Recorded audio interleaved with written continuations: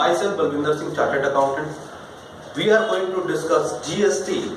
Right now, we are going to discuss a special topic known as supply under the Model Revised GST Law, which has been released in November 2016. GST, the term supply under Section 3 has a huge meaning. You know what? We have read the meaning of removal of goods under the Excise, Central Excise Act 1944. We have read the meaning sale of goods. We have read the meaning provision of services under the Service Tax Law. Sale of goods has been defined under the VAT and CST.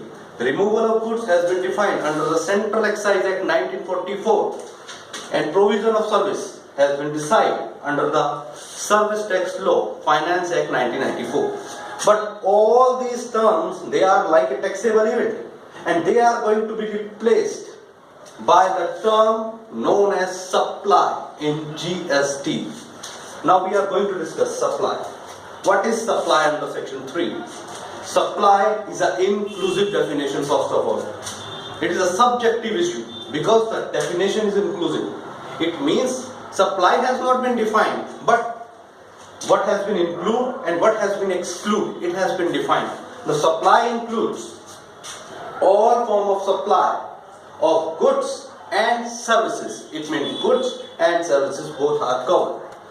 Sale, exchange, transfer, barter, lease, rental or disposal made or agreed to be made for a consideration. This has been written over here. Consideration is an important element. By a person, it is not to a person, in the course or furtherance of the business. Earlier the word furtherance of the business has not been defined. Right now, furtherance of business, and this is still a big issue. What is furtherance of business? Definitely soon we are going to get the meaning of the furtherance of business. Whatever the things are related to the business, they are known as furtherance of the business. Now, apart from this, importation of service. Whatever we are going to import in the form of service, that is too for a consideration. Whether or not CSB means in the course or furtherance of the business. So consideration is still present if we are going to import the service. Now, other thing is that supply in Schedule 1. Schedule 1 talks about that is the supply without consideration. What is supply without consideration? Supply 1, the Schedule 1, that is disposal of business assets where input tax credit has been taken on it. It is a supply. It's a term, even you are selling those assets without a consideration, still it's a supply. It means taxable event gets created. But the condition is that you must have taken the ITC on it, input tax credit. Supply of goods and services between the related person and the unrelated person mentioned under Section 10. Supply of the goods between the principal to the agent and agent to the principal. Here agent will either receive or supply the goods. Importation of service. Importation of service from a related person. Suppose I am going to construct an office of Chartered Accountant in a Gurgaon and I am importing services from the Italy, from my cousin. Even then, I will be called in the term as supply. So, earlier importation of service was there for a consideration. It is the importation of service without consideration. Here, nothing is given, whether from the related or unrelated. So, generally we are treating here as that unrelated, but here related person has been covered. That is the most important thing. Made or agreed to be made, that is without consideration. Even the element of consideration is not present over here. Still it's a supply. Because we already talked about this thing that Schedule 1 talks about supply without consideration. 2 talks about what is supply of goods and what is supply of services. You know what? Earlier under the definition of services mentioned under Section 65B of the Finance Act 1994, the declared services are given, the definition of services are given. Under the Schedule 2, it is given what is supply of goods and what is supply of service. Now, what is so many terms has been defined. Number one is transfer. Transfer in the title of goods. If it is a transfer of the title of goods, it is the supply of goods. If there is no transfer in title of goods, then it is a supply of services. Land and building, renting, leasing definitely is a supply of services. Treatment of process, where one goods has been given to the person for the treatment of doing some sort of treatment or any process, the other person who is giving a services is a supply of services. Now, treatment of business assets, whether for a consideration or not. If goods are no longer part of the assets which has been given a treatment of the business assets, then it's a supply of goods.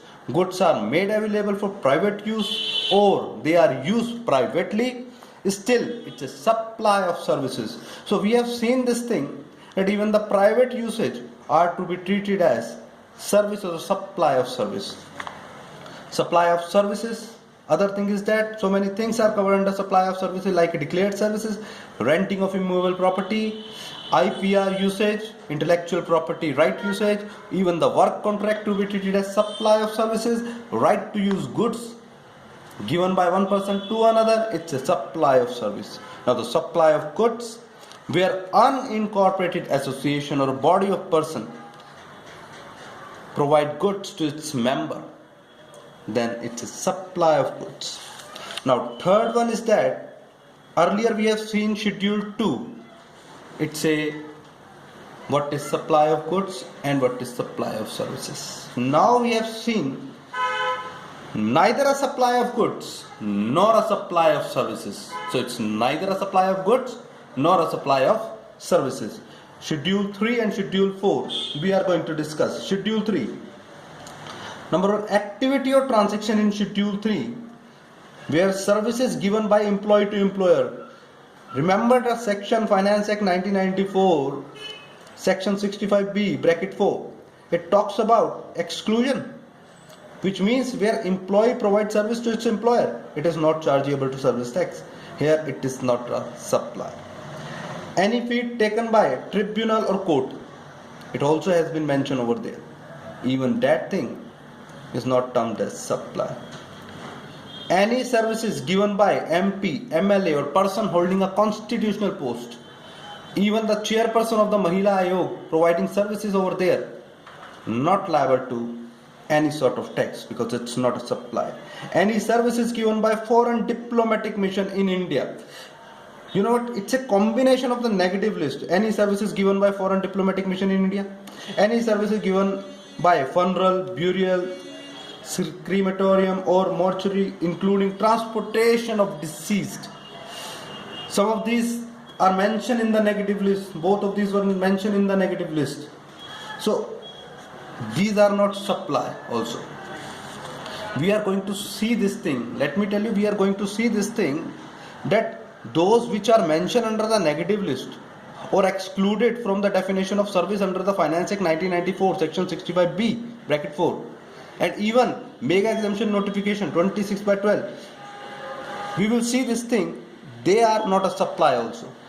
And we have seen also activity or transaction by central government, state government, local authority under Schedule 4, service to individual like passport, driving license, date of birth maintenance, it's not liable to service tax or any other because it's not a supply. Healthcare or educational service. Now, government providing healthcare service not liable to serve any because it's not a supply at all. But what about private hospital like Max, Apollo? They are the private hospital. If they are going to serve their patient, whether it would be chargeable to tax, we have to see this thing because here it's given central government, state government and local authority providing such kind of services. And what about the educational services? Apart from these, whether they are liable to tax, still clarification is required. Tax return preparer, we have seen STR, service tax return preparer, income tax return preparer. That is service which help in discharging taxation liability of the government. Those who are helping in these kind of ways, still that their services shall not be termed as supply. So there is no question of tax at all. Now, point 4, state government, central government, upon the recommendation of the council. Council is what? GST council specify what is supply of goods, what is supply of services, and what is neither the supply of goods nor the supply of services. So we have seen that the power is still lying with the GST council, because any dispute arise, whenever any dispute will arise, the GST council will come into the picture. Now the main point is that the tax liability on the composite supply and the mixed supply. What is composite supply? Here goods or services or both are naturally bundled. What is naturally bundled? Naturally bundled is a subjective question. We are going to discuss by the example. Composite supply, here two or more supply, one of which is a principal supply, shall be treated as a supply of such principal supply. It means the principal supply is in question. Now let us take the example. Hope you will understand more by the example. Goods supplied with transportation and insurance. So here supply of goods is a principal supply, whereas supply of transportation and insurance for the goods, it's a composite supply. Look, we are giving transportation and insurance just because of the reason we are supplying the goods. So the rate of goods shall be applied on overall supply. And now we are going to discuss the mixed supply. We have discussed the composite supply. Now mixed supply, it is for a single price.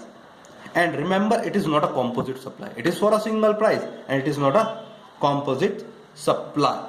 Now, mixed supply is same. Two or more supply. What we are going to take? Still here it was given two or more supply. Here it is given two or more supply. But it is not given as a single price supply. Here it is given as a single price supply. And clearly it has been mentioned under definition also that it is not a composite supply. So definition clearly gives which is not a composite supply definitely lie in the scope of the mixed supply. Two or more supply do take the highest rate among various supply. Now let us take the example. Supply of package consisting, for example, in Deepavali we are going to give the gift to the various people. So what kind of rate we are going to apply? It is generally a mixed supply. And what kind of rate? The trader or supplier, or I would say the service provider, going to apply the rate. Supply of package consisting sweets, cakes, dry fruit, fruit juice. We have seen this thing. In the Deepavali we used to give all these kind of gifts under the same package. So generally it is for a single price. But let me tell you that we can supply this thing independently. Even cakes independently, even dry fruit, and same for the fruit juice also. So when we are going to supply even independently, so we can say it's a mixed supply. Here it is not possible. Here it is not possible. It is transportation and insurance going with the goods. So the definition of the supply has been completed. The definition of supply, which has a huge scope, and it has been completed by us. Still, if you have any query, you can send it by mail. My mail is Balvinder Oberoi24@gmail.com, and you can contact me also if you have any sort of query.